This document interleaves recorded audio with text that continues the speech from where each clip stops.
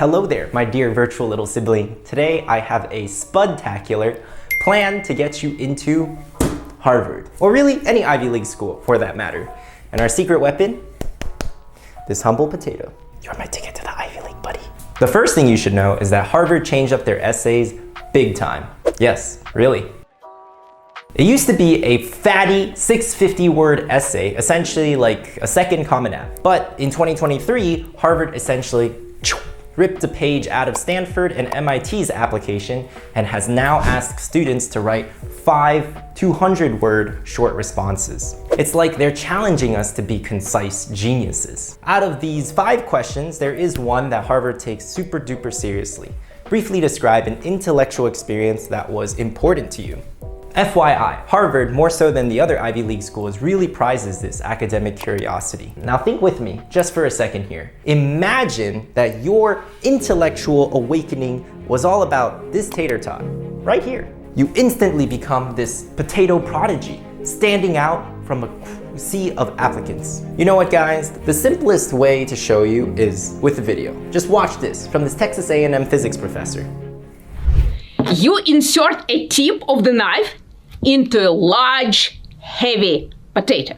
Look, it's barely holding it. If I take a mallet and I hit the handle like this, will the potato drop? Let's check.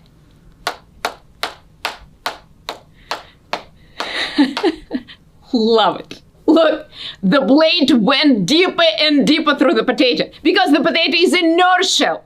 It didn't have time to move. It did not move every time when I hit the handle. There are so many ways that we could interpret, analyze, and apply the lessons from this brilliant video. Now, first of all, we could merely just write about watching this video in response to the 200-word Harvard Intellectual Curiosity supplemental question. Solid approach, not bad at all. But here's what would be even better. My professional advice is to recreate this physics experiment and then show it off to your little cousin and all of his elementary school friends. I'm sure you can find a hammer, knife, and potato lying around somewhere. Why not replicate this in real life and then write about what it was like to perform, teach, inspire these younger students? Or best of all, what if you created a dozen of these science experiments related to potatoes? Like, did you know that you could use potatoes to remove rust? Or power light bulbs? Who knew that potatoes could be so electrifying? Next up, we have something a little bit more serious. Just switching gears for a second here, guys. This V stands for vulnerability. So to accomplish this, you'd probably center your main story, your Common App, around truly significant obstacles that you had to overcome. For example, maybe a natural disaster like a typhoon or tsunami struck your region. Or maybe there was war and destruction and you were forced to flee your home. And to survive, you ate potatoes for 2 weeks straight. I know it sounds a little bit crazy in this day and age, but I have actually read and reviewed essays like these in the past. And when done properly, they are incredibly powerful. So, quick little warning for all students, to make sure that your story doesn't come across as cliche or sort of trauma dumping, you'll want to make sure that your story is ultimately about how you've overcome these unfortunate circumstances, as opposed to, just merely writing about the unfortunate circumstances themselves. Then, and this is the most important part, you'll want to end your story with a motif. As wild as it sounds, guys, you could use this very same potato as a symbol of your fortitude. It is, after all, one of the hardiest types of food out there. Potatoes can pretty much grow anywhere. Potatoes are resilient, humble, reliable, just like you.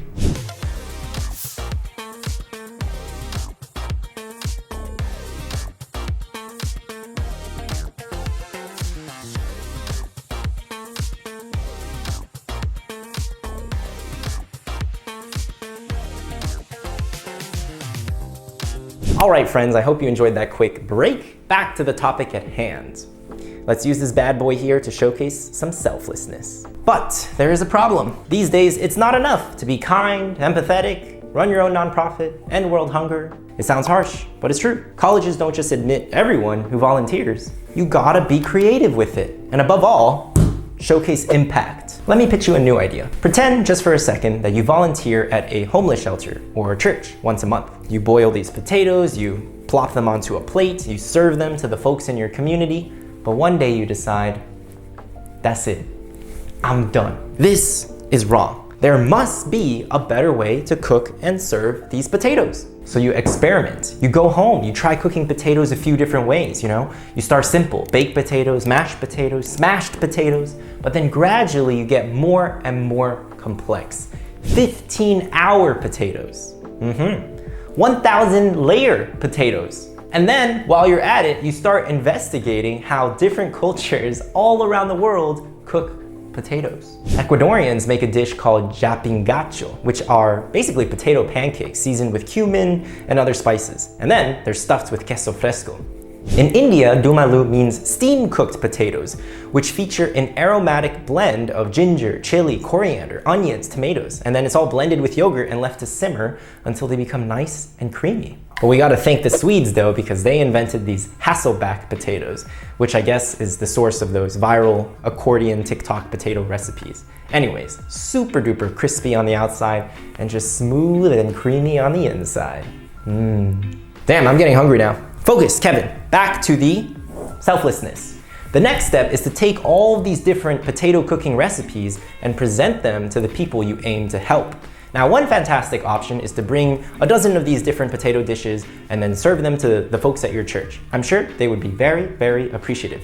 But an arguably even better method would be to invite these folks into the kitchen so that you guys could cook these potato dishes together. Maybe you could invite a local chef or restaurant to partner with you. It's never a bad idea to get others involved in your creative, selfless endeavors. In fact, the more people that you collaborate with, typically the easier the project becomes, since now you don't have to do everything yourself. So, just to recap, what exactly is Harvard looking for? Humility, intellectual curiosity, vulnerability, selflessness. Yes, that's all true. But above all, what they really, really want is creativity and ingenuity. And in order to formulate a memorable, impressive application, you'll need to do memorable, impressive things. Luckily, the ideas I've outlined aren't all that hard to implement. I mean, I feel like if you guys really set your mind to it, you could probably pull it off in a weekend, or at the very most, a month. So, you know, something to chew on.